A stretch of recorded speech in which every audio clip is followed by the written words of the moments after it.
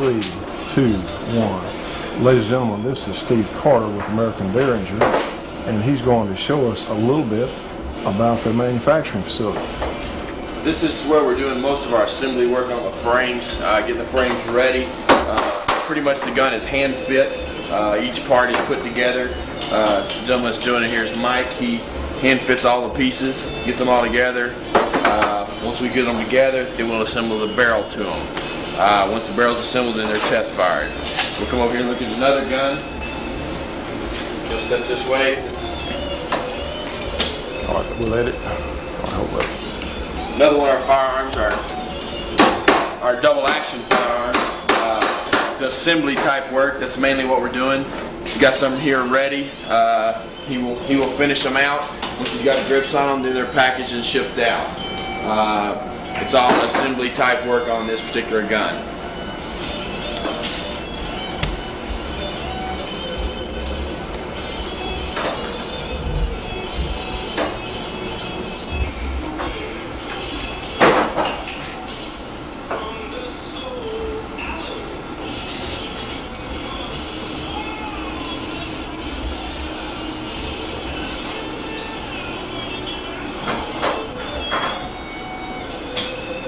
Edit. 3, 2, 1. These guns here are ready to be packaged. The gun is completed. It's totally assembled. We get it ready. We write the serial numbers down. Get them ready for shipment. These are ready to go out the door to the dealers that have orders waiting.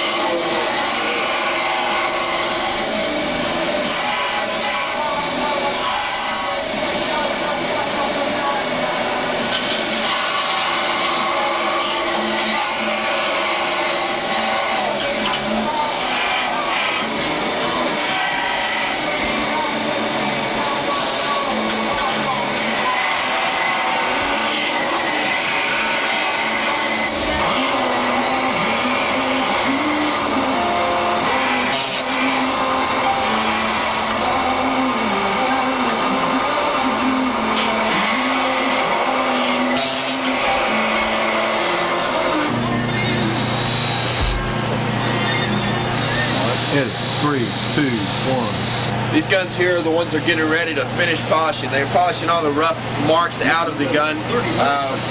We have a rough polish here, then they will finish and come back with the satin finish to be shipped. These guns are some of the guns we're getting ready. Here's some of the others. They're buffing them here on the machines. Once they get them buffed, then they go to the front. They're washed, cleaned, and boxed. All right, edit. It's fine. Do just what you've done.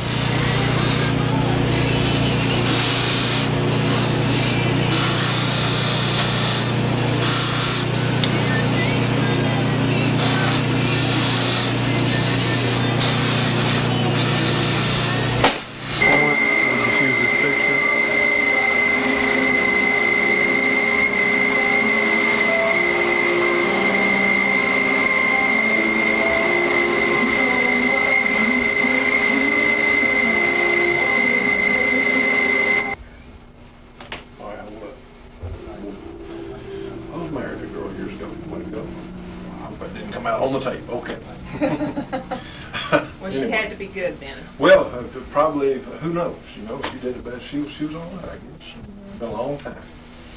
All right. Edit. 3, 2, 1. Well, ladies and gentlemen, here we are in Waco, Texas. We're at the American Derringer factory, and we have shall we say, an impressive Derringer here that I'm holding, but also we have an impressive person here. This is the president of American Derringer. She literally is the chief executive officer and is building some very fine guns. This is Elizabeth Saunders, and we're very pleased to be down here at their factory today. They're very nice people, and Elizabeth is not the person we would expect to see running a gun company, but she's done this for some time. Elizabeth, you're from here in Waco. Yes, I am. And how long have you been running the American Derringer for? You folks have had it for many years. The company's been in business 13 years. I've been running it about 9.5. Well, and needless to say, they're doing extremely well. And you know, this is another point we're always talking about. Shooting certainly does not exclude the ladies. And No, here we have a lady who, in fact, is doing great with a gun company. So we're going to talk with Elizabeth just a moment about her products and about some things that she wants to do. Anyway, good.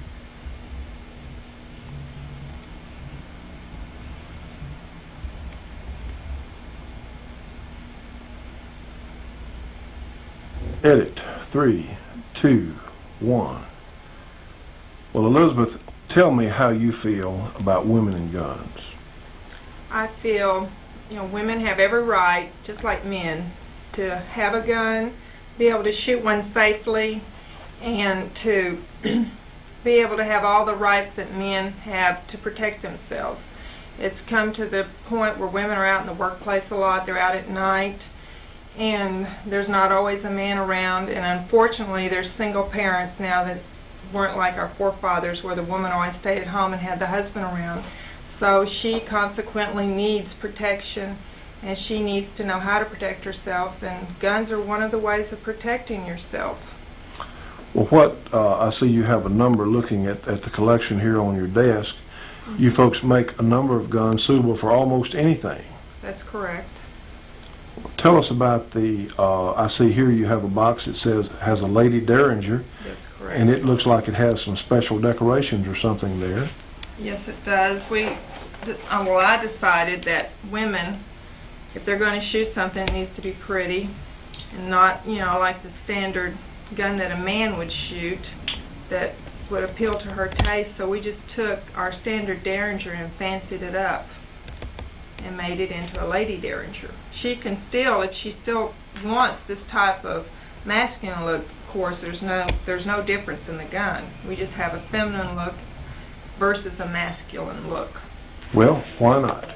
Well, why don't you show us some of the different things that you are making? I noticed that you have a double action Derringer here. Why don't you tell us about that? That's the DA-38 double action Derringer. All that simply means is that you don't have to cock the gun every time that you pull the trigger. You just pull it and it shoots the gun automatically. Where the single action versus the single action you would have to cock the gun per shot.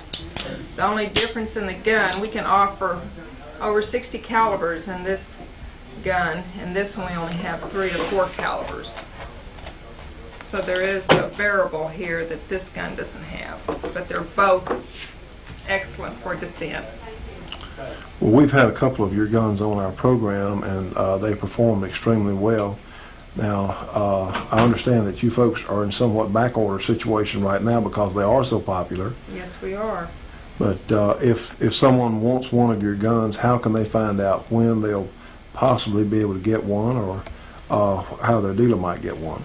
Well, the dealer has to send us a copy of his FFL license signed by him. He has to place an order, and then we give him an approximate date when he can receive the product. We are heavily back-ordered right now, but that is constantly changing. We're upgrading, and we're constantly increasing our production weekly, trying to fit the needs and the demands of our public and our customers. All right, edit 3, 2, 1. Well, Elizabeth, how in fact do you feel about the Brady bill? I believe the Brady bill has definitely got their foot in the door on our rights, and anytime you start trying to take away rights I get very upset about it. And the Second Amendment was fought by our forefathers so we could have our rights and have our freedom, and they're just, inching away and chiseling away at it. And personally, I would like to run for President of the United States to change these things, because I think a country needs someone like me who has moral, ethics, standards, and get back to some of our things that our forefathers have taught us. The country needs to be ran with people with common sense instead of someone who... All right. Edit. 3, 2, 1. You want me to ask you a question, or okay? Well, Elizabeth, tell me, what do you think the main problem in our society is?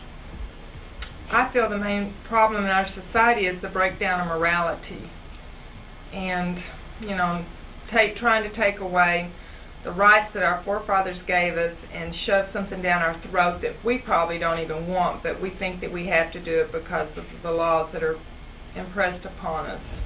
3, 2, 1. Well, Elizabeth, what do you think is wrong? All right, let me start over. Edit. 3, 2, 1. Elizabeth, what do you think is wrong in government today?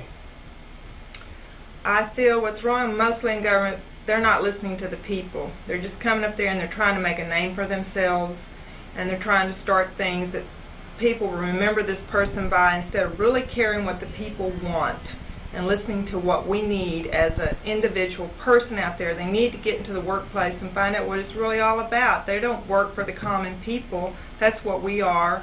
They're trying to take our rights away. They need to come to small companies, to the common workforce, and listen to them and see what they need. Well, Elizabeth, I tell you what, here you are running a successful gun company, a successful business, you're paying your taxes, you're helping people. I'm trying. Well, and you're helping people, especially a lot of women, protect themselves. So you know what? I think that you're much better qualified to be in any position of power than most of the people in Washington today. So we wish your ideas a lot of luck. We wish you a lot of luck. Thank you very much.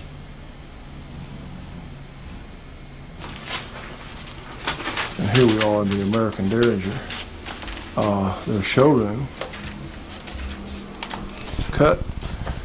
There's their computers. And Elizabeth's coming out of her office.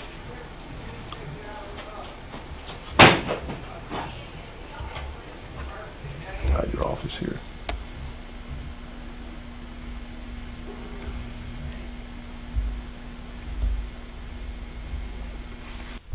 Weekdays. Hurry by Taco Bell to get a coupon for 2-for-1 corn dogs. Good any day. About right there. Good.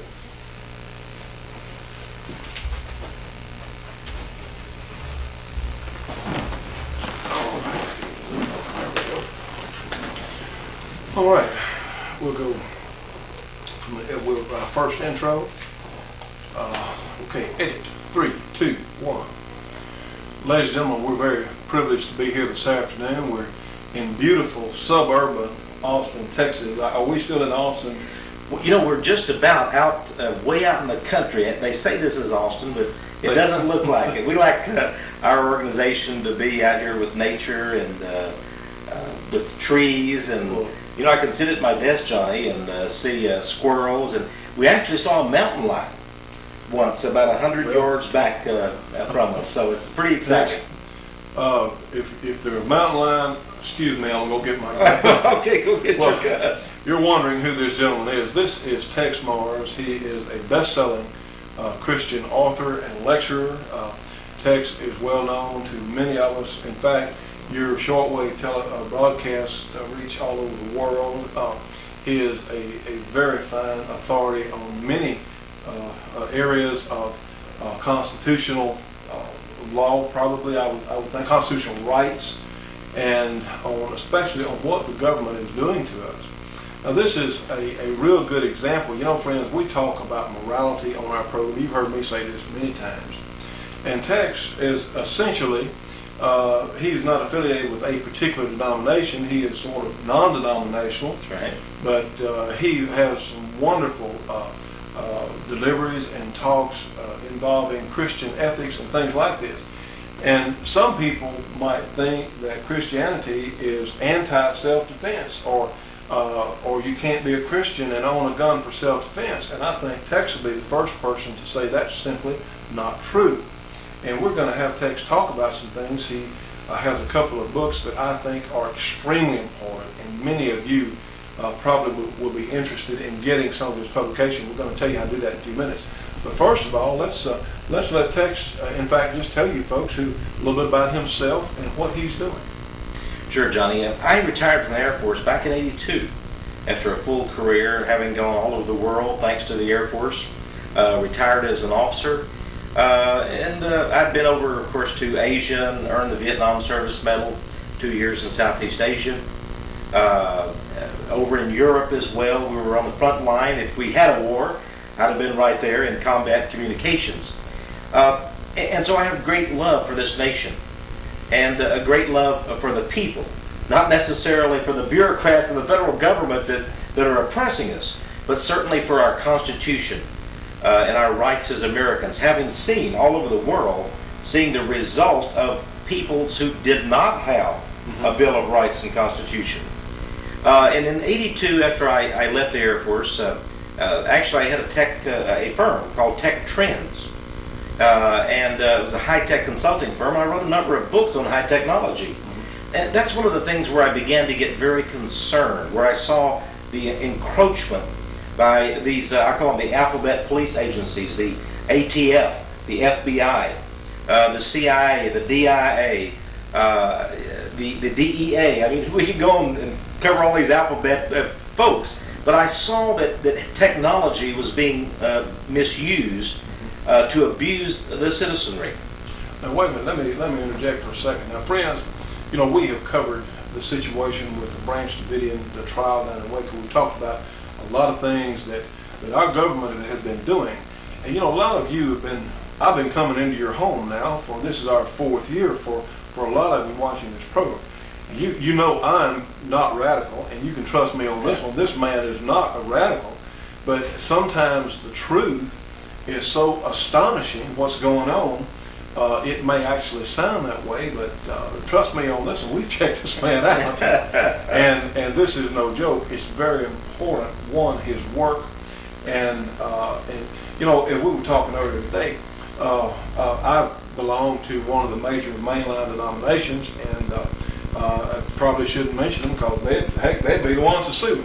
But so many of our religious people and ministers today, we don't know what they're saying. We don't know what they stand for, because it's, well, we're going to all love one another. Well, what does that mean? You know, their right is right, and there are some wrongs that are in fact wrong. You know, friends, truth is always truth. Water was wet 1,000 years ago. It still is today. And what we're faced with a morality crisis because some of our institutions, and really the church has always been such a major part of the foundation of this country. And so many of them don't stand for anything. That they sure don't, Johnny. In '87, we founded Living Truth Ministries. That's the organization I'm head of now. And the reason we did is because we saw that America was in real trouble because it had forgotten its godly roots, which go all the way back, of course, to the Puritans, but certainly to our America's founders. We're talking about George Washington, Patrick Henry, Thomas Jefferson. All right, and and so what we're forth. saying, this is not conjecture. This is a matter of historic record. Oh, absolutely. You know, when we say that this country did in fact have Christian beginnings, yes, it did. Western civilization in this country did have Christian beginnings. Absolutely. George Washington was once quoted as saying that no government can be democratic.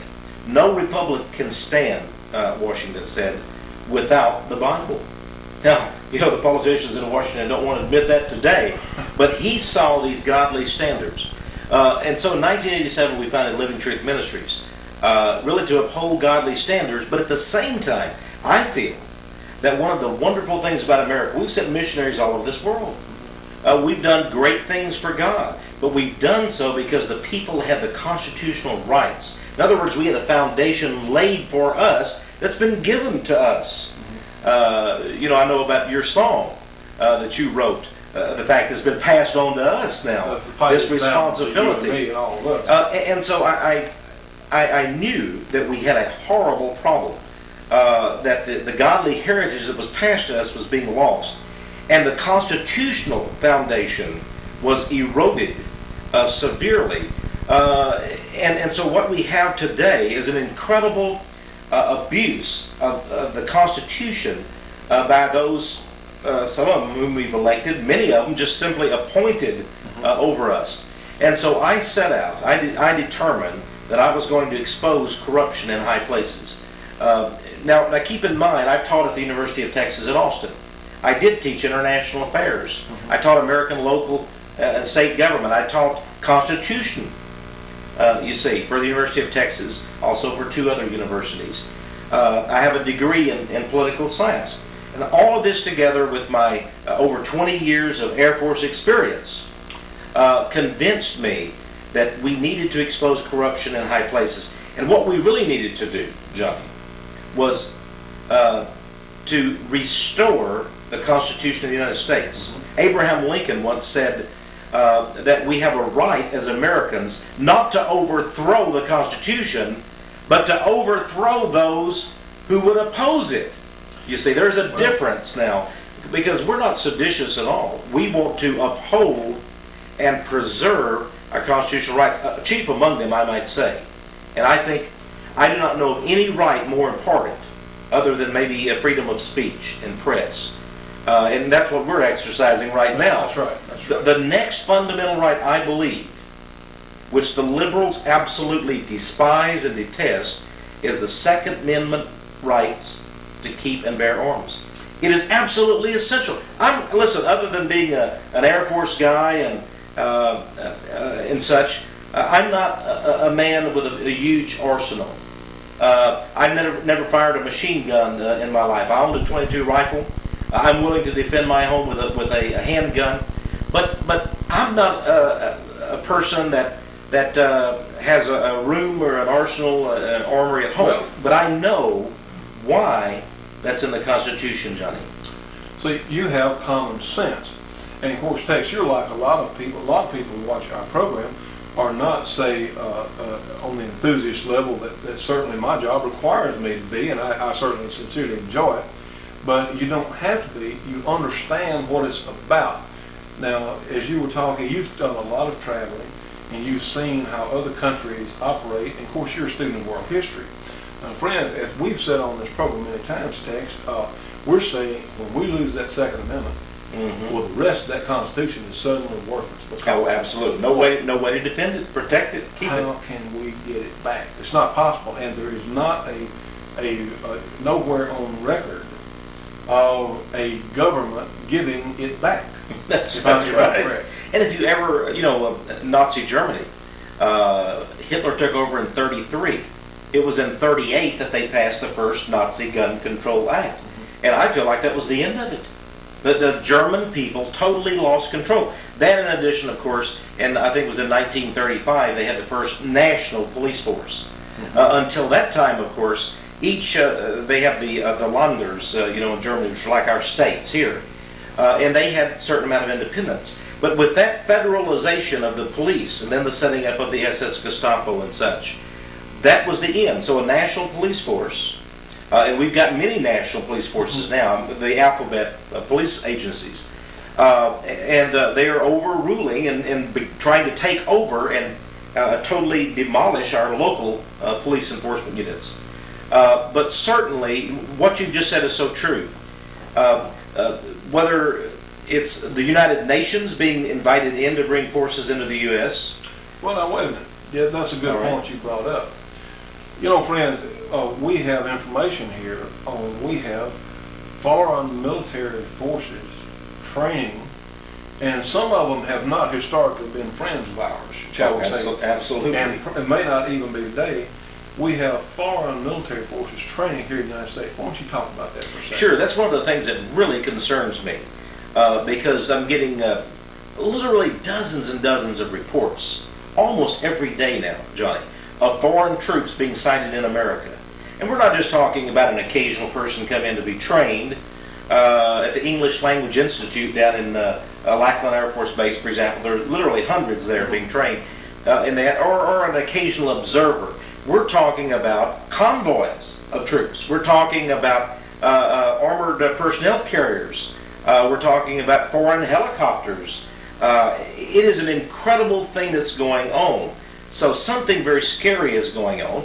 And it appears that the United Nations is getting the privilege of having many of our former military installations. As they're being closed up, they're being turned over to the United Nations. Well, you've raised a good point. Now, why in the world, friends, should we have soldiers from other countries? Hey, let them train at home. Now, they say, well, access to U.S. equipment. Let them use the equipment they've got. My goodness. Absolutely. I'm afraid what's going to happen. You see, if they continue to take away our constitutional rights, and let's just assume that sometime in the future, and they know this is going to happen, an armed insurrection occurs, well, can they really count on the U.S. military to shoot on and to fire and to kill? It's on people. Good question. Maybe, could that be? And this is the question I'm asking, but we're beginning to get very, very cautious about this. Could it be that that's the reason why these troops are being brought in now, being trained, or being familiarized with the United States environment? I think it's a scary thing. But I do have some documentation, Johnny, I want people to know about, because these things seem so preposterous on the face of them. And before we leave this, now we were talking earlier, I remember what it was like in the 50s, okay? We didn't have the problems in our society. We didn't have drug problems, essentially. We had a few people who used drugs, but we didn't have the problems with children being thrown away on the street with no one to watch after them.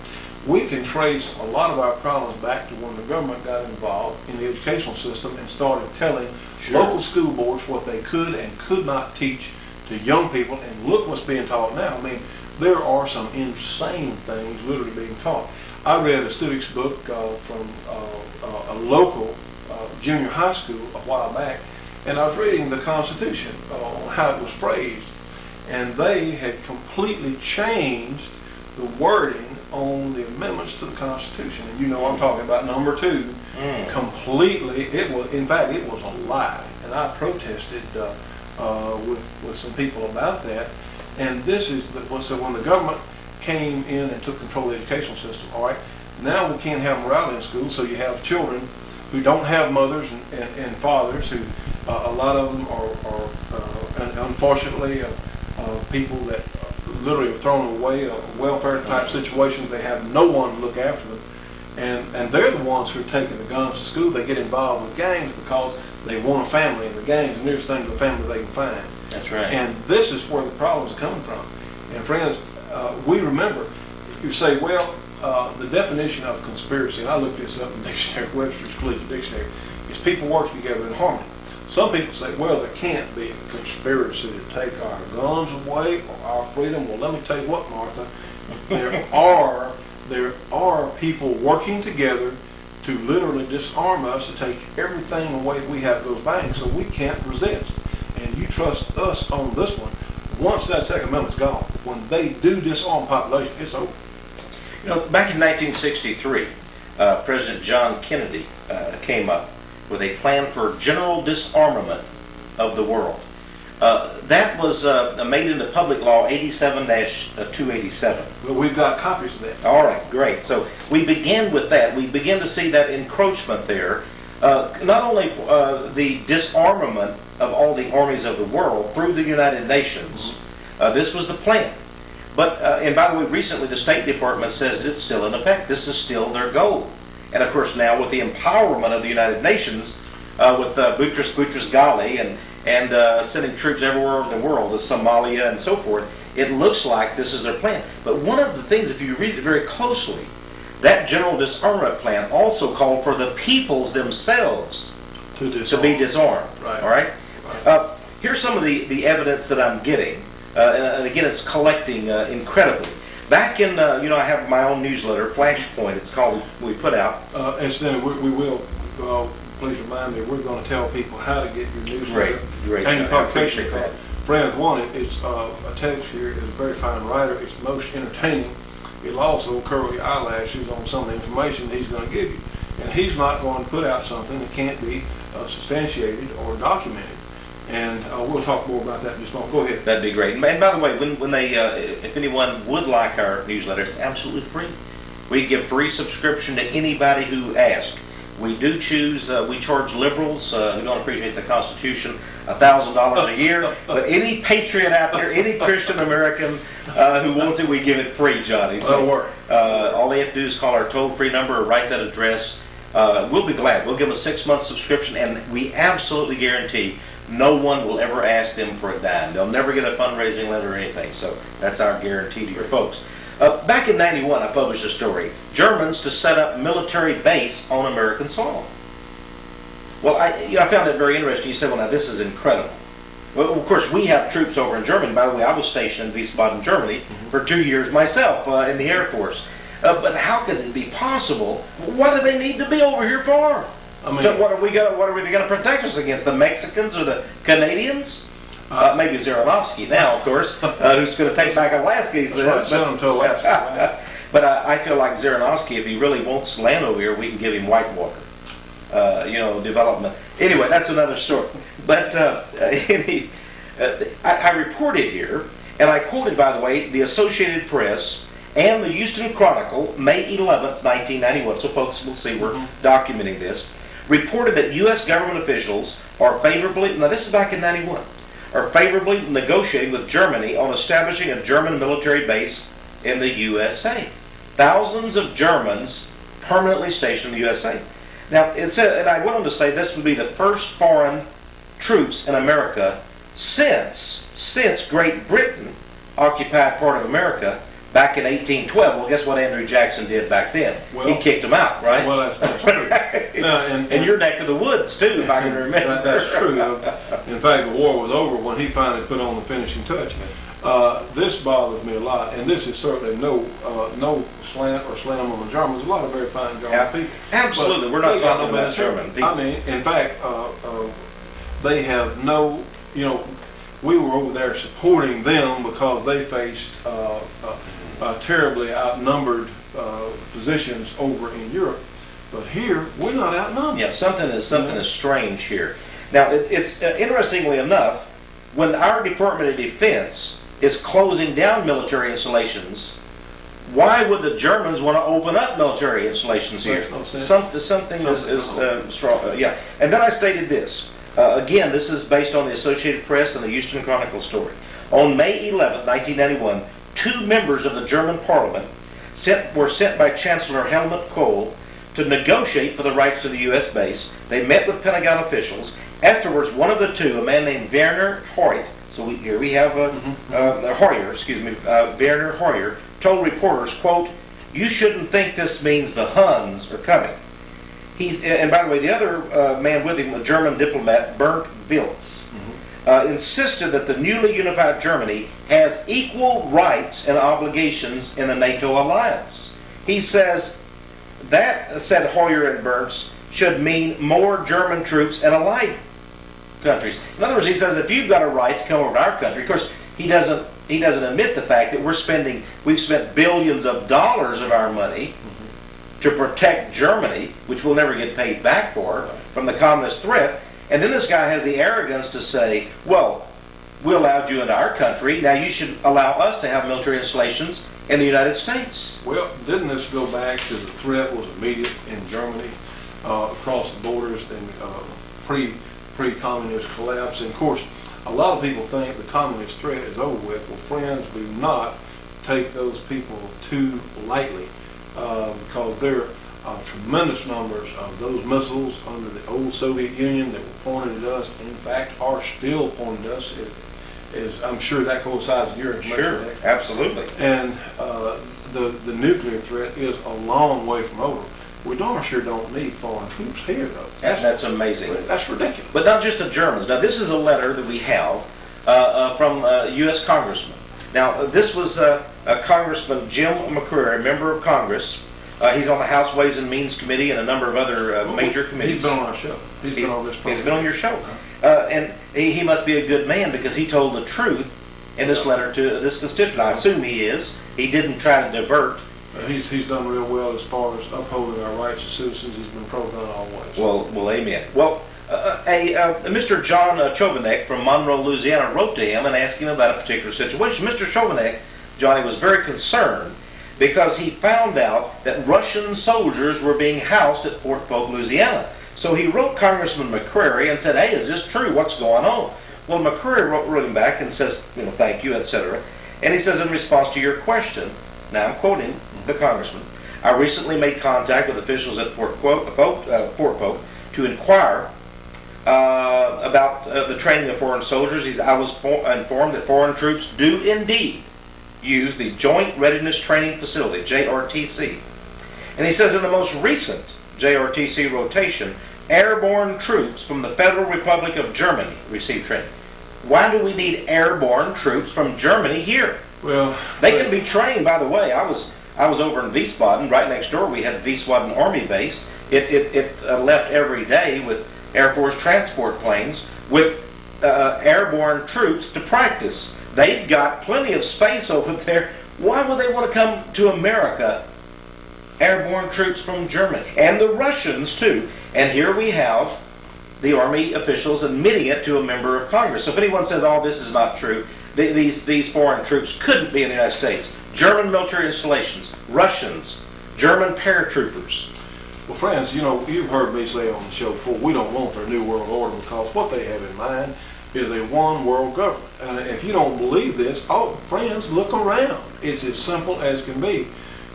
Here we are, even down to the new uniforms for some of the U.S. military do not even have U.S. markings. What did you say? That is absolutely incredible.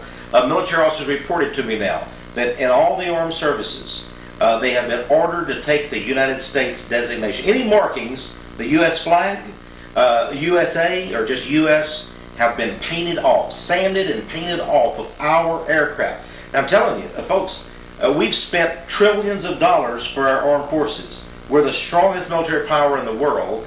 Now we're having all these foreign troops come over, and many of them under United Nations auspices, and they're taking the United States designations in our own country off of our military equipment to internationalize our forces. My friends, this is not going to work. I mean, Yeah. This is not going to work.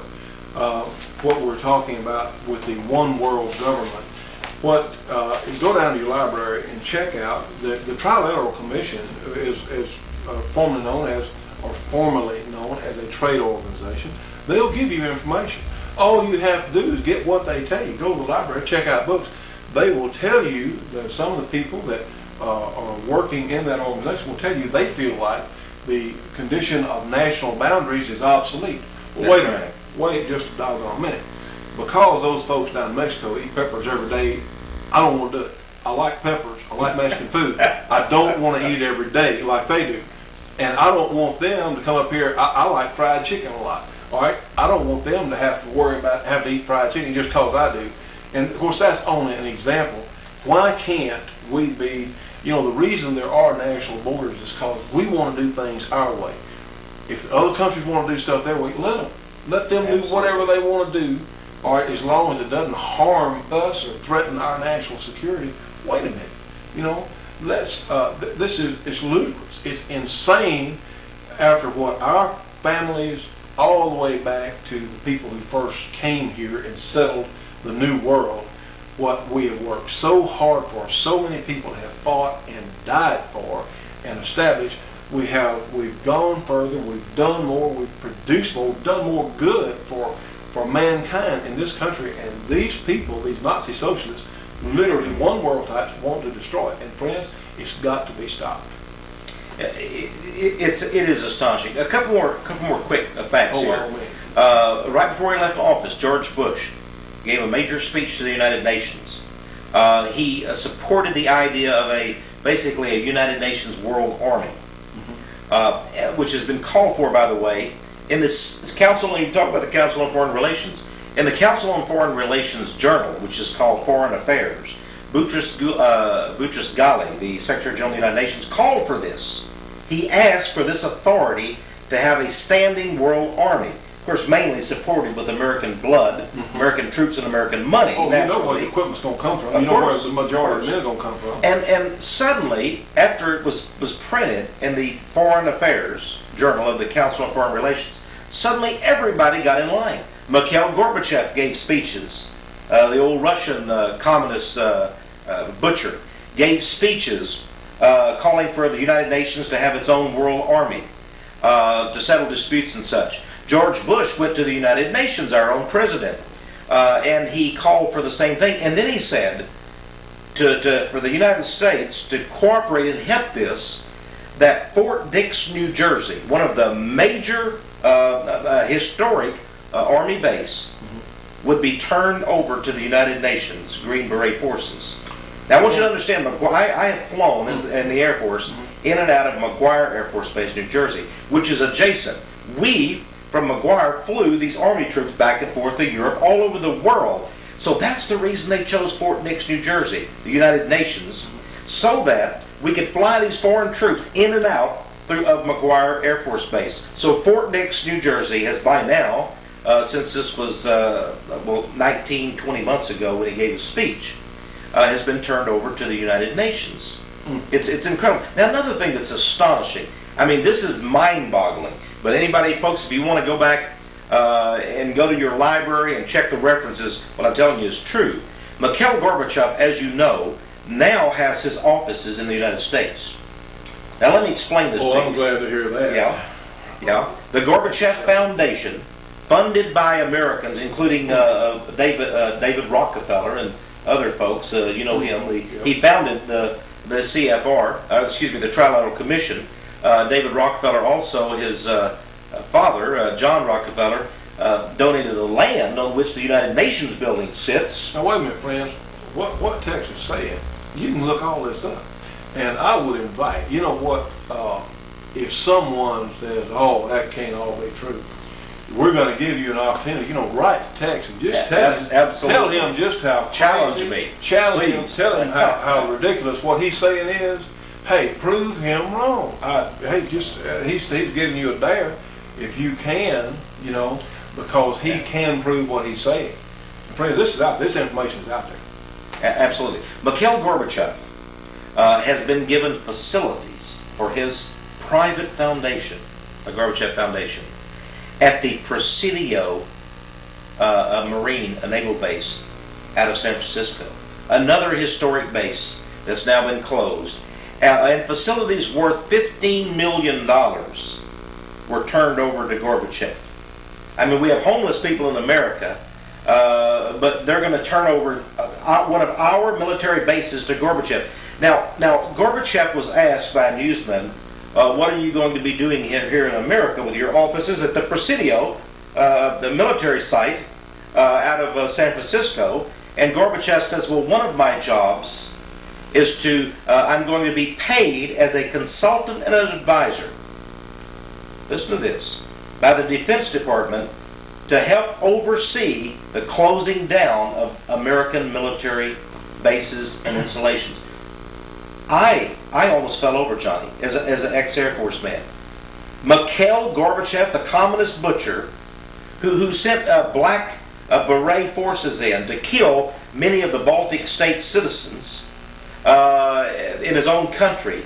This guy, this butcher, one of the architects of the New World Order, he is being paid as a consultant to help oversee the closing down of military installations? You got to be kidding me.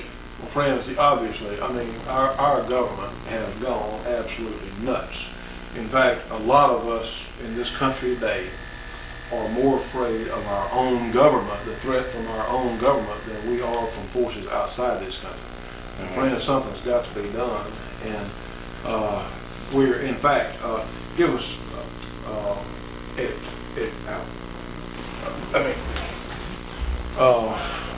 Boy, this is great stuff.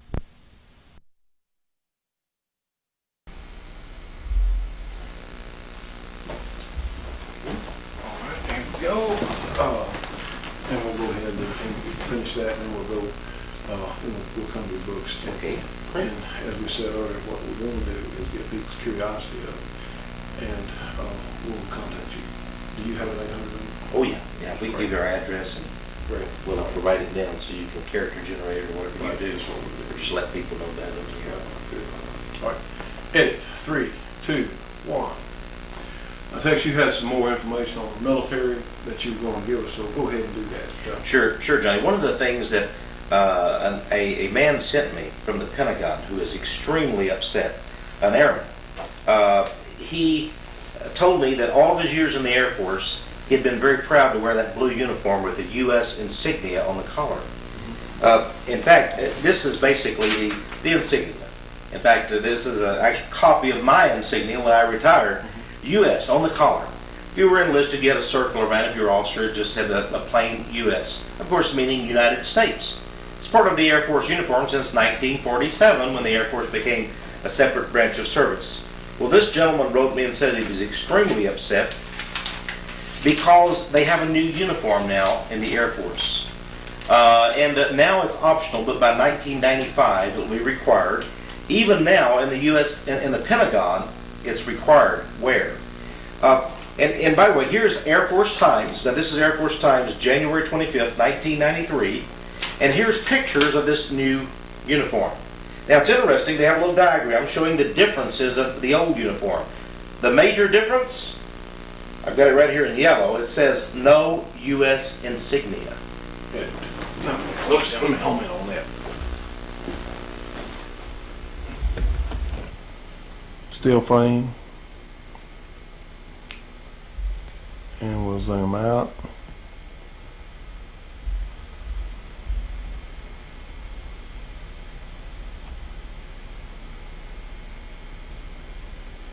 And we're out. All right, this is the steel frame for mentioning the U.S. insignia. Okay. All right, still photo for with regard to the recruiting poster. Drop in, out.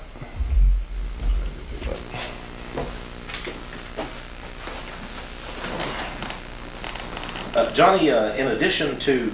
Let me get a break point here. I'm pretty tired. Okay. Back in, this will use the steel recruiting poster. It's important. Edit 3, 2, 1. John, in addition to changing the uniform and taking off the U.S. designation, there evidently are now making recruiting posters. Here's what somebody sent me. This was a black and white picture that they had made. It says, "Go U.S. Air Force." Shows an attractive man and woman in an Air Force blue uniform. But notice that behind them is the United Nations flag. Go U.S. Air Force, but there's the United Nations flag. Well, friends, believe me, we do not want the U.S. Air Force to go to the United Nations. I mean, this is outrageous. Well, Tex, tell us something about you have some tremendously successful books here. Tell us what you have there, please. Probably my most, I guess you might say, shocking book that made such a clamor was a book called Dark Majesty, The Secret Brotherhood and the Magic of 1,000 Points of Light. I hope you get a picture of that. And we'll do a still frame, freeze frame for book 1, and we're out. Freeze frame for other book. We'll drop it over, and we're out. Continue with that, Joe. Johnny, Dark Majesty is a book that exposes many of the organizations that you've been talking about. I know you had John McManus on your program recently. The Trilateral Commission, the Council on Foreign Relations, and a little-known group called the Bilderbergers that Bill Clinton just happens to be a member of. In fact, he's a member of all of these groups, but it was the Bilderbergers, as I show in this book, back in 1991, who chose Bill Clinton to be their man to be president. Isn't that interesting? A little-known governor of the state of Arkansas met over in Baden-Baden, Germany, in a private resort setting with 125 of the richest people in the world, the Bilderbergers. And I expose them in this book. It's certainly not a Republican book, because it also exposes George Bush and his membership in the exclusive Skull and Bones Society, Well, you know, when we say exposing, the thing is, this information is out there. Just nobody, the media certainly will not pick up on it, but this information is out there to anyone who will dig for it. Absolutely. But I completely expose, especially the Skull and Bones Society. It's not some harmless fraternity at Yale. It's a powerful group of the super rich here in America and even throughout the world. I did want to add, most people would not be willing to put in the time and effort to go to the trouble of digging that up. And of course, that's what Tex has done. That's my specialty, Yeah. I guess. And I feel it's a calling from God because, as I told you, I've taught at university level myself. I've been all over the world in the Air Force, and I recognize what's happening to America. And I believe, Johnny, many of the folks watching us, they know something is amiss. They're not sure of what it is. I hope they'll read Dark Majesty. Now, my newest book, and it's getting me in a lot of trouble, I must tell you, but it's a book exposing, believe it or not, Hillary Rodham Clinton. Well, good point. I mean, friends, when have we had someone who's only married to the president with this kind of authority? Nobody voted for Hillary. Heck, there are bumper stickers around the country saying I didn't vote for Hillary. And Hillary certainly, and it's not personal. It's just it's a book on Hillary, big sister watching you. Boy, we have some big sisters, don't we? We do indeed. Well, that really comes from Big Brother, George Orwell's scary novel, 1984. What's fascinating is I quote Hillary herself in this book. In 1993, she told Parade magazine interviewer, he asked her, which writers, Miss Clinton, have most influenced your political thinking? Now, you would have never asked any other first lady that, because they didn't never even had another consider political first lady. Right. But so it was an appropriate question. Yeah. Which writers have most influenced your political thinking? Her answer, though, was staggering. Do you know which two writers she named? George Orwell in his book 1984, and Aldous Huxley in his book Brave New World. Now these are books that propose a Big Brother Gestapo type government, really even exceeding what we saw in communist Russia, with total control of the citizenry, and certainly taking away the guns would have been one of the first things. Big Sister, that's why I call this book Big Sister. One of the largest sections I have in the book, I profile 18 women, I call them the women of the New World Order, that Hillary has swept into power with her. Janet Reno, Attorney General. Donna Shalala, Secretary of Health and Human Services. Madeleine Albright of the United Nations. I show that many of these women are members of the Trilateral Commission, the Council on Foreign Relations, which is rare for a woman. But Hillary's got them all into the White House now. And I show that these people are Marxists. They're lesbians, or pro-lesbian. Hillary herself headed up the New World Foundation, a Marxist group which has helped to fund the El Salvadoran communist guerrillas. Hillary, according to now declassified FBI documents. I want to repeat that. Yeah, right. Before anybody gets their lawyer on the phone and says, well, now this is the government's own information. Now declassified FBI documents, which I quote, show that Hillary was head of the New World Foundation in 1987-88. She funded a group called the National Lawyers Guild, made up of a bunch of communist-type lawyers, that at one time, they had a international convention in Austin, Texas, these lawyers, so-called, the National Lawyers Guild. This is not the American Bar Association. Right. We're talking about the pro-communist lawyers, a smaller group of radicals. They actually sang the Soviet Internationale at their group. She gave them money back in 87-88 as head of the New World Foundation. She was chairperson of it. Many of these women are Marxists along those same lines. Activists. She has known them for years. They didn't just suddenly pop up in Washington. She has known them the same way she knew Bernard Nussbaum, the White House counsel that was kicked out. The same way that she knew Webb Hubbell, who was with her in the Rose law firm. He's gone now. William Kennedy III. He's another lawyer she brought in. Most of these women are lawyers, just like Hillary is. And they absolutely hate, I believe, the Constitution of the United States. And the thing that they hate the most, from Dr. Joycelyn Elders, and Surgeon General, I've talked about her in here, to Janet Reno, is they hate the Second Amendment to the Constitution. They hate your gun rights, my friends. That's what they hate more than anything else. Jocelyn Ehlers claims it's the #1 health problem in America. Guns. Well, friends, you can see that something has got to be done. We have got to take a stand against these people. These people have got to be stopped. Now then, and I know that you want to find out how you can get information on these books from Tex and their other publications. And I'm anxious myself to start receiving the Flashpoint Bulletin. And friends, like I said, hey, if you don't agree with this man, hey, write him a letter, give him a call. I'll be glad to hear from him. I think so, because sometimes the best convert is someone who is a contestant or someone who will argue your point. But when you convince them and show them the goods that are available on these people, you've got some of your best converts. Absolutely. Well, Tex, we appreciate so much you taking time on today's program, and I'm sure that a lot of our people, we're going to tell them how to get the information on your publications, and we'll give them your 800 number.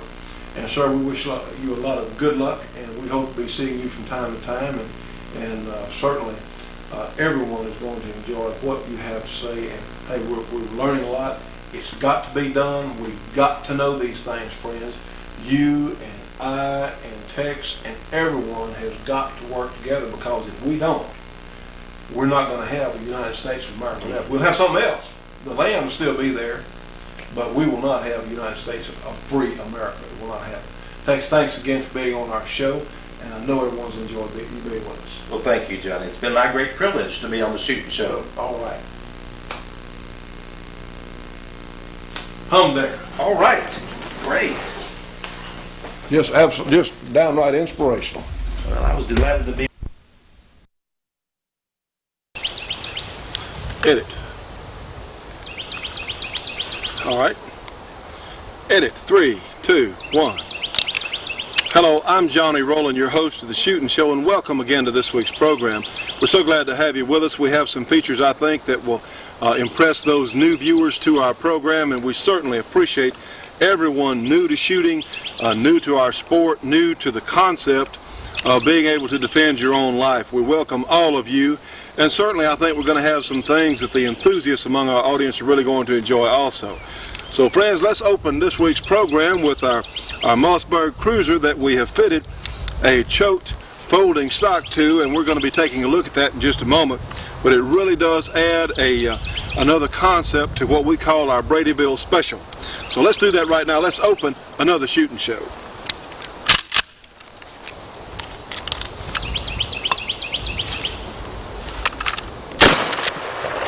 Well, that was pretty easy.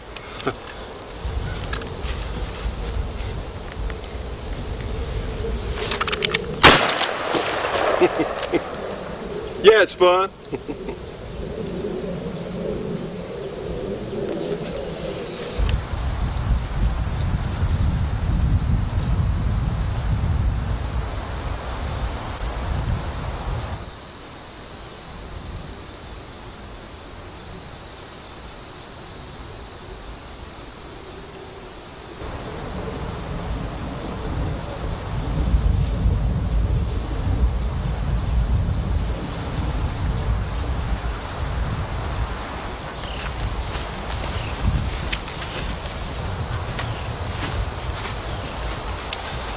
Okay, edit, 3, 2, 1. Well friends, in fact, it is a great day to be out shooting. It is such a pretty spring afternoon here in northwest Louisiana. We certainly wish all of you could be here with us today. And bear with us, we have a good bit of wind. It is windy, of course, this time of year. So please bear with us. We may have a little wind noise today. Well, on our previous program last week, we had our Bradyville Special here. Well, we want to thank the good people at Choate Machine and Tool in Bald Knob, Arkansas. They sent us a folding stock for our Bradyville Special. And if you'll remember, we had the standard Mossberg Cruiser with this pistol grip on last week's program, and it makes a really nice package, certainly for our intended purpose. But this folding stock, well, you can still retain the short length, overall length of the shotgun, but with the push of a button here, you can and have your stock extended. It'll just fold out there, And this is really a quality made piece. I am so impressed with the Choate products. This is very, very functional. It took just a few minutes to install.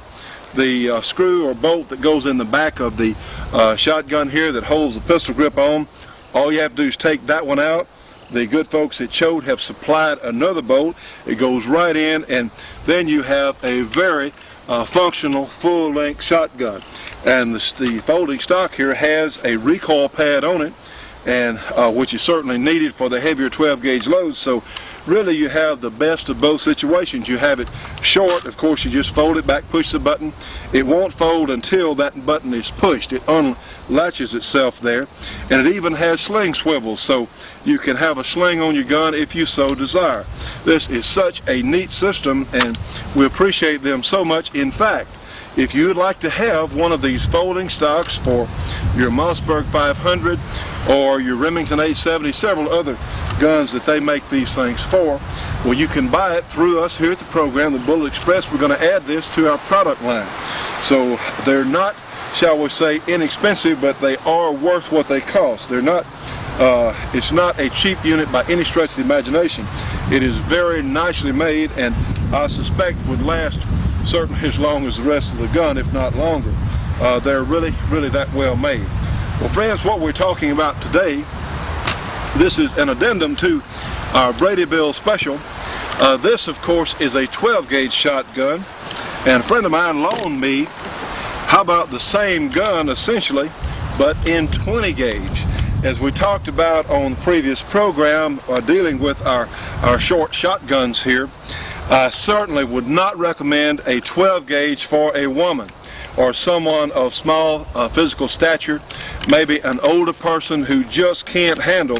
You know, when you've got that pistol grip, a 12-gauge, even in birdshot, is a pretty formidable, certainly a formidable weapon, and they do have a certain amount of recoil that would be objectionable to a lot of women, and certainly someone of small stature, maybe a retired person. So what to do is have that 20 gauge, and you might even consider a 410, because up close and personal, where this gun would be used for home defense, a 410 would certainly be an effective chambering, but the 20 would be better, and you'll just have to make that decision for yourself. Now what we're going to do, we're going to look at the difference in recoil, certainly in my hands, and I think this will be a fair test, because I'll shoot the gun one-handed and let you look at it in my hands anyway. Yes, I am sort of the economy size, but believe me, you don't have to be nearly as big as I am to shoot one of these things real well. So let's take a look. We've loaded one in our chamber. Let's take a look in my hands anyway of a 12-gauge, our 12-gauge Brady Bill Special with birdshot. And I'm just going to extend it out here and shoot it one-handed so we can get an exaggerated vision, certainly, of recoil. So let's see what it looks like so. Okay, now that's not something that certainly I wouldn't want to do all day long. It certainly has some recoil. Same drill here with our 20 gauge. Safety off. Not the same thing. It's really a dramatic difference down. Now then, for home defense, and I want to remind those new viewers that we always shoot with eye protection and hearing protection. Yes, I have our soft gel hearing protectors in my ears, because heck, as much as I shoot a gun, if I didn't have those, I wouldn't be able to hear anything at all. There's just no point in damaging your hearing or your sight or any other part of your body. So I don't know how well you could see that, but there really is a dramatic decrease in recoil. Now these guns come with a plug in the magazine here. They hold 5, and I guess that's what this gun holds. We'll see, 1, 2, 3, 4, 5. Probably that's all it'll hold. We'll try. Yep. Well, still, 5 in a magazine like this, and of course they can be loaded so simply and easily. Just put them in the bottom. They're a very simple thing to do. Well, let's take a look in rapid fire at the 20 gauge, and I think that you're going to be certainly as impressed as I am.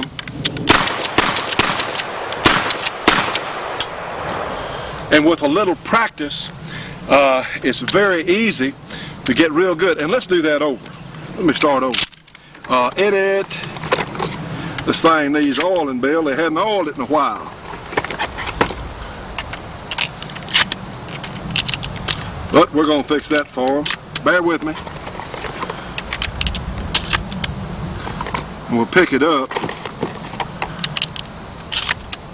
right where we had left off. Okay, that's fine. All right. Pick it up right here. Edit. 3, 2, 1. Now then, friends, of course you have the little button here on the side. Let's go ahead and load the gun. And it's ready to fire. Remember, we never put our finger on that trigger. Never, ever, never. And if I wasn't clear about that, let me say never until we're ready to shoot the gun. If you see me holding a gun at any time, my finger is going to be straight and out of that trigger guard. Your finger has no business in that trigger guard, period, unless you're ready to shoot the gun. So, okay, let's take a look at recoil of our 20 gauge cruiser here. See what it looks like. And you could tell we just didn't have much recoil at all. Now, you darn sure know it went off, but as far as being punishing, or if you were in a stressful situation, the average person would have no trouble whatsoever handling the recoil of this 20 gauge. And see, you can hold the gun out like so, and don't get it too close to your nose, you're going to have a bloody nose.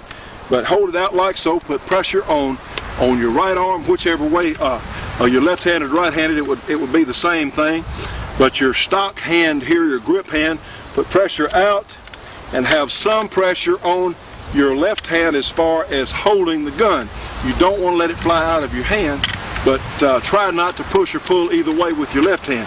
The pressure should be in your right. And you can, in fact, be pretty darn accurate holding it up like that. So this is a tremendous alternative to a handgun if you can't buy a handgun. And in fact, in some places in the country, I believe there's one of the towns somewhere has an ordinance, no handguns. Well, you know what? This Mossberg Cruiser, or something equivalent. Now, this is not a Mossberg commercial, and I'd like to add Mossberg hasn't spent 10 cents with us the entire time we've been on the air, but these are good and relatively inexpensive guns. Now, you could use the Winchester Defender, the Remington 870, and there are a number of guns that will adapt to these pistol grip type stocks as long as you have at least an 18-inch barrel, because that's where the ATF cutoff is.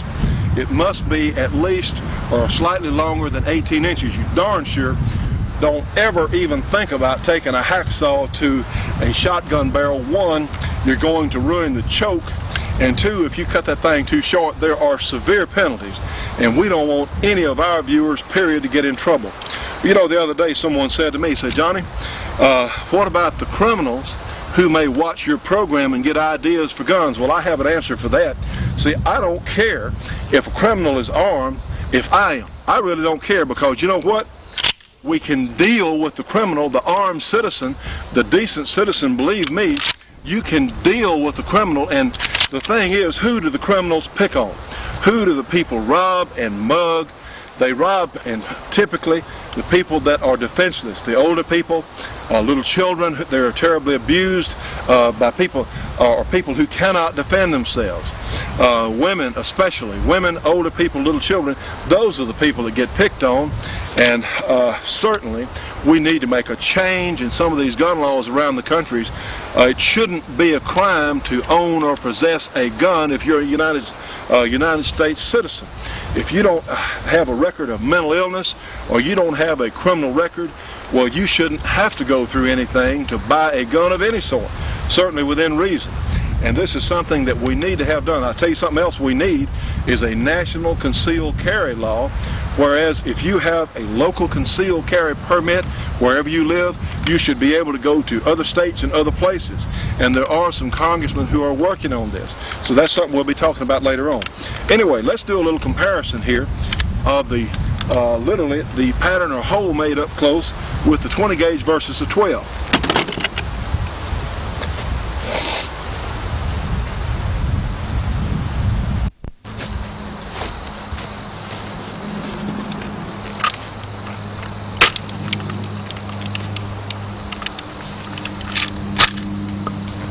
All right, edit, 3, 2, 1. All right, friends, we're certainly just a few yards away from this target.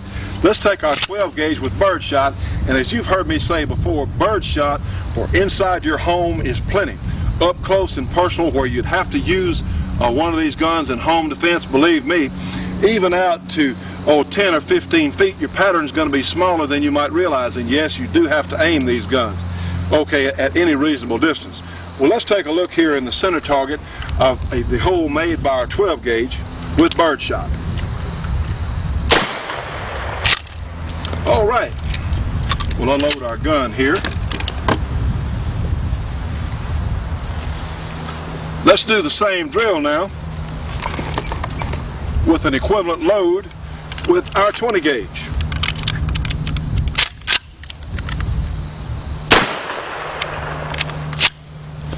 All right, let's take a look at them.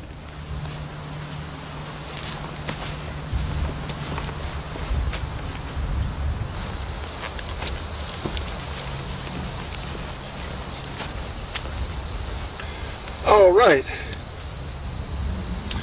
Edit, 3, 2, 1. Now then, friends, of course, this is our 12 gauge hole. This is our 20. And what we have, we've got a hole here of 2.5 inches on our 12.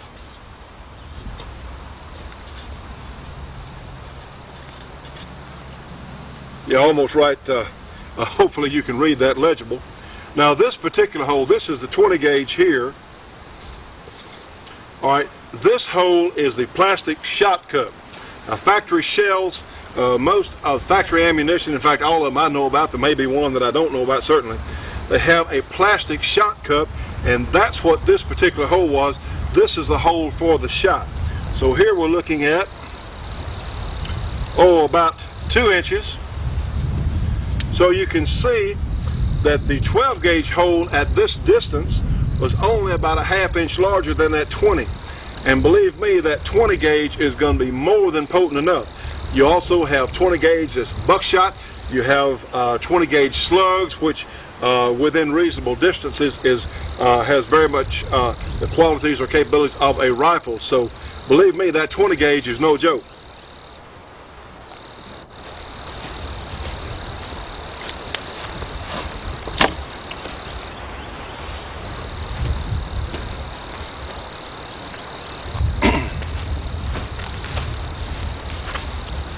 All right, and we're going to make a second run on this just in case the first one didn't turn out. Edit, 3, 2, 1. You know, friends, the other day someone asked me, said, well, Johnny, what about the criminal, the gang types who may be criminal elements who watch this program? What about them knowing what to go out and buy? Well, my friends, the way I feel about it is I really don't care if the criminal is armed as long as I am, because, you know, typically the criminals do not pick on people that they think may hurt them. They don't pick on people that they think may be armed or capable of fighting back. Who do the people normally attack? Who normally gets attacked? Typically it's women, older people, and little children. Those are the people that are typically brutalized. And see, I really don't care. And you know, I believe it was Jeff Cooper said a while back in one of his columns, he said, you know, there are more good people than there are bad people if you arm everybody. Because what these guns do essentially is they make up for the difference in physical stature. Makes everybody equal. See, I don't care if somebody else is armed as long as I am.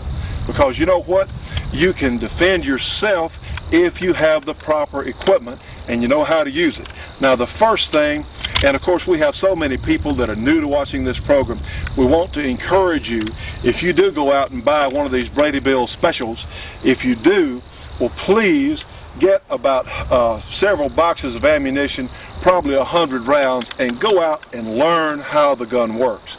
You know, a shotgun is very possibly the most complete or all-around weapon that's available on the market today, because it'll do so many different things.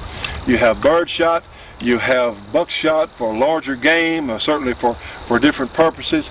You have the capability of slugs, and now with some of the rifle choke tubes that are available for some of these shotguns, they are capable of surprising accuracy out to say past 100 yards.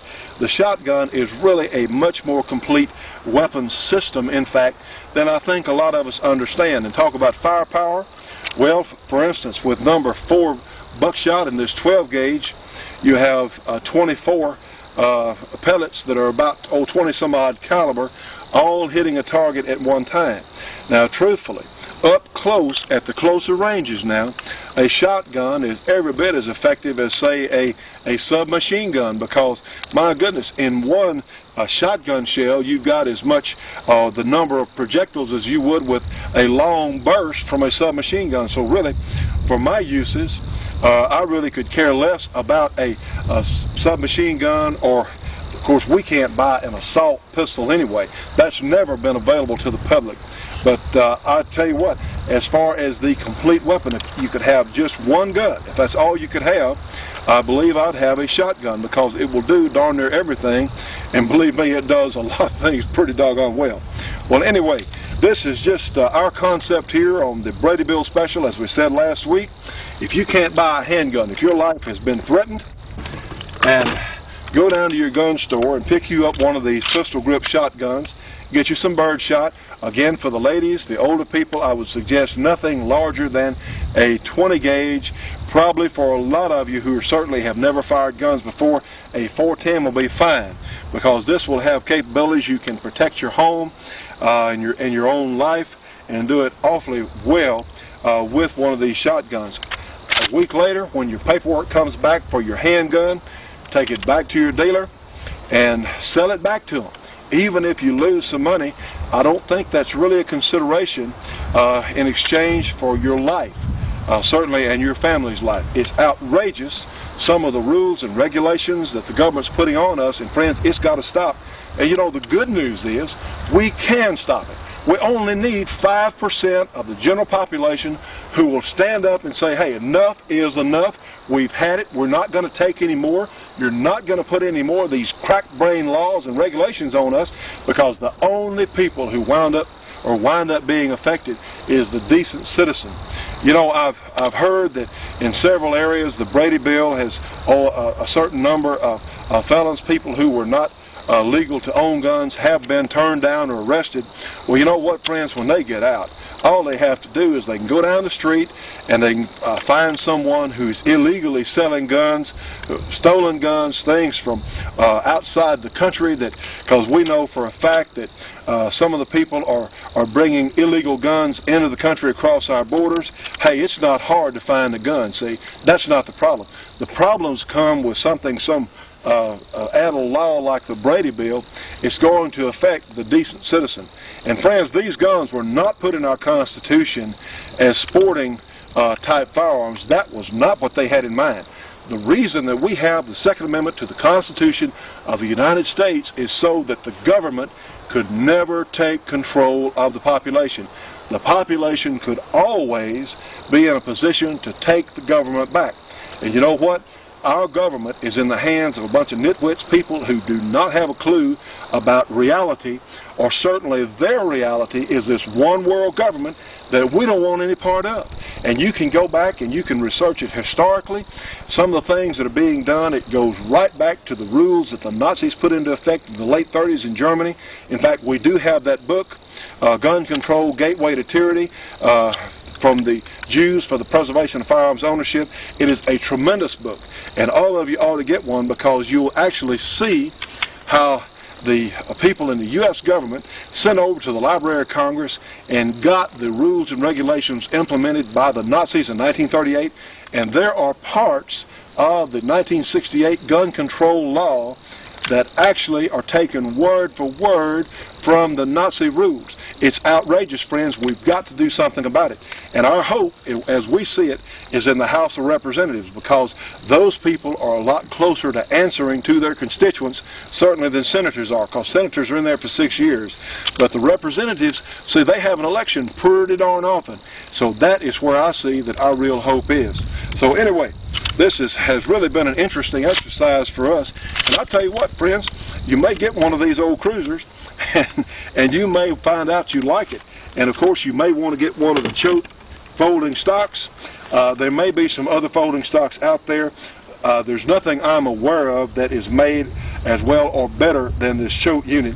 And yes, you can buy these things from us here at the Bullet Express. We're going to have these folding stocks available, and you can turn your shotgun into a real usable shotgun with all kinds of loads. Or if you need one that's short, just fold it up and there you go.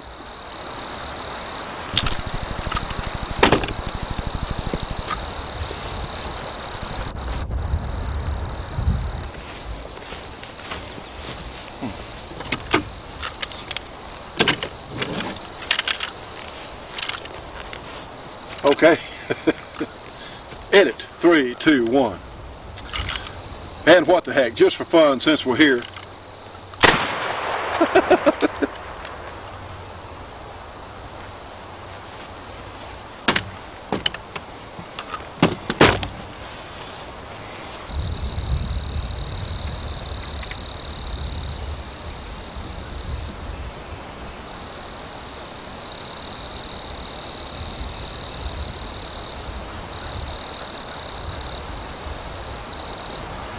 Edit 3, 2, 1.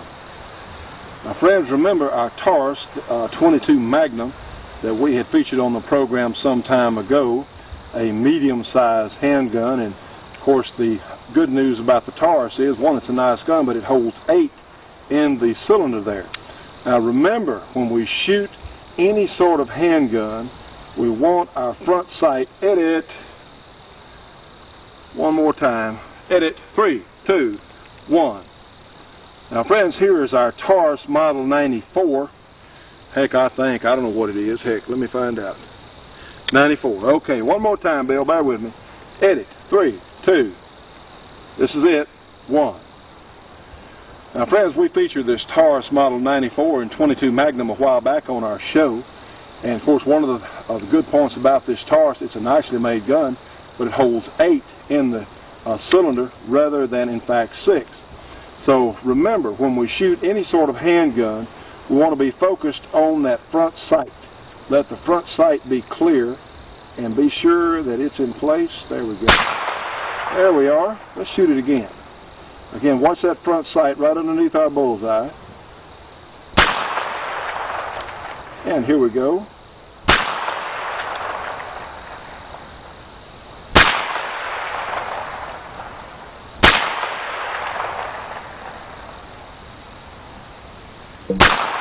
Have an equal amount of light on both sides of that front sight in the rear notch there on your sight.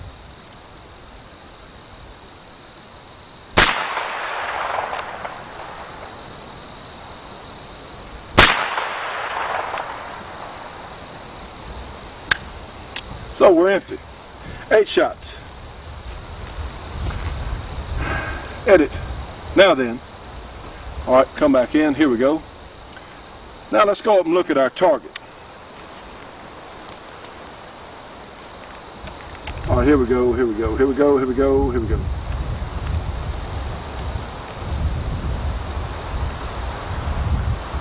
All right, let's back up and do that again. Edit. Here we come. Edit 3, 2, 1. All right, friends, let's go forward and look at our target.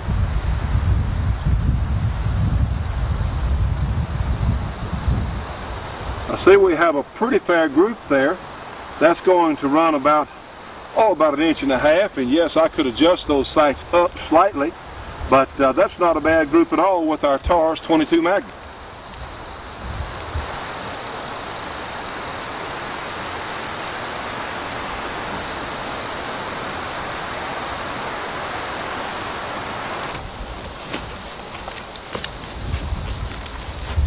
All right, edit 3, 2, 1.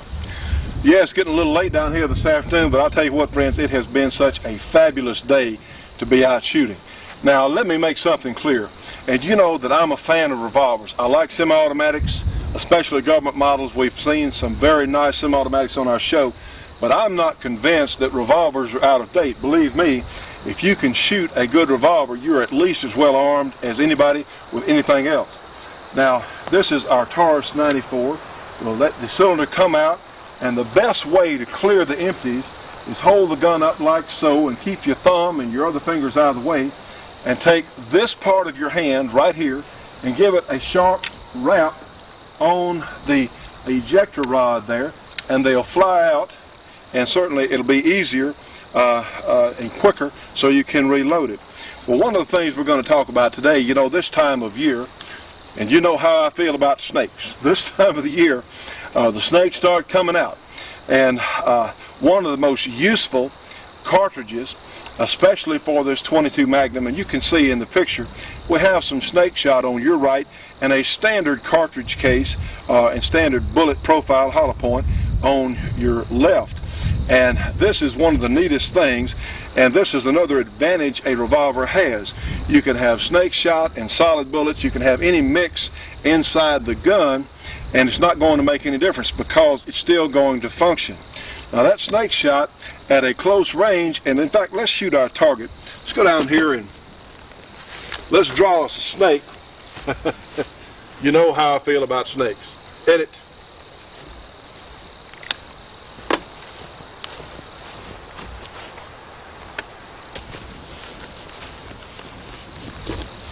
All right, we're back in. Now friends, again, you know how I feel about snakes. So let's draw us a snake, and I'm going to make this about like so.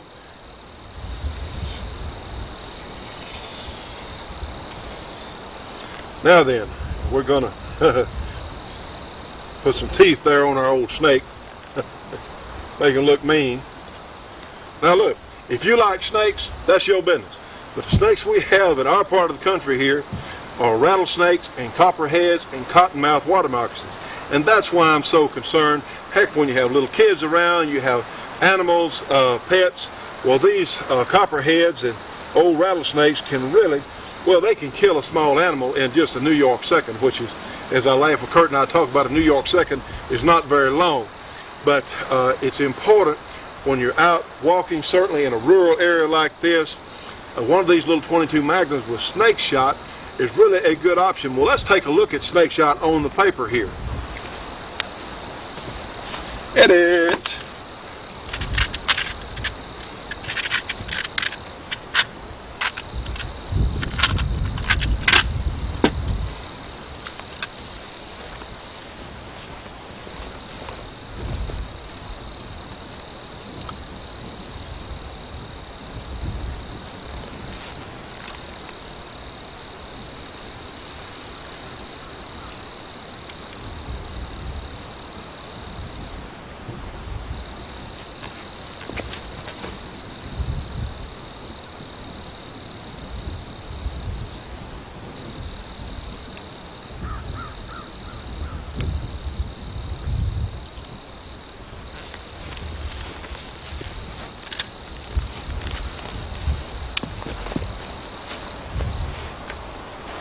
All right. Edit. Now friends, edit. 3, 2, 1. Friends, one advantage a little gun like this Taurus 94 and 22 Magnum has, since it has 8 holes in the chamber, it'll hold 8 cartridges, you can designate 3 or 4, the first ones that come up in line for firing, to be in your snake shot. And this is really a real consideration that those of us that live in rural areas or like to camp out and hike, this is really a consideration. Well, I'm going to get back. We're going to shoot the old snake here from about 5 feet, which is about as close to a snake as I want to be anyway. And watch there on the paper. Now you can see in this one shot fired, I say 1, 2, 3, 4, 5, 6, 7, 8, 9, 10, 12. There are about 12 of these shot that hit in the region of the snake's head. But you worked on him pretty well, and for that matter,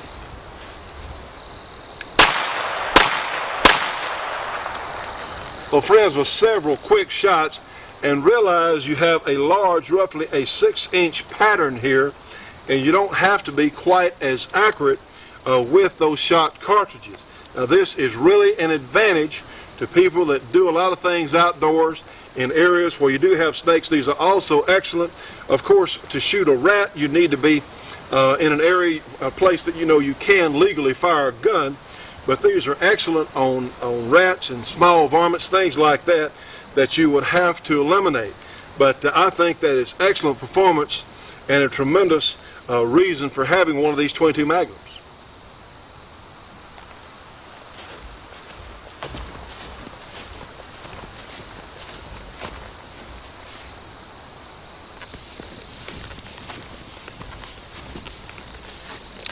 Edit. 3, 2, 1. Now friends, you've heard me talk often about the 22 Magnum cartridge.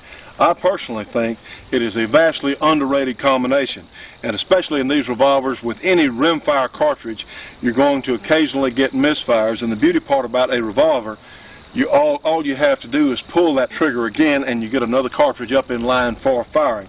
So if you're recoil sensitive, if you're a woman who has never owned a handgun or never shot one before, or certainly would like to do more shooting, a box of 22 Magnums is not as expensive.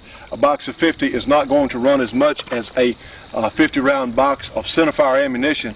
And I tell you what, you're not that far away from some of the 38 special loads with this 22 Magnum. And believe me, a hit with a 22 Magnum is better than a miss with a 50 Browning.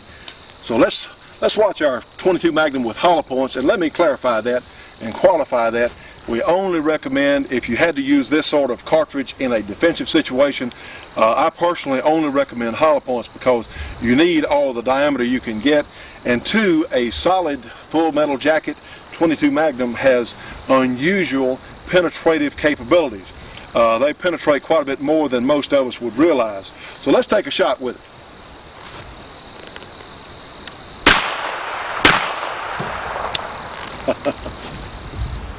Ooh.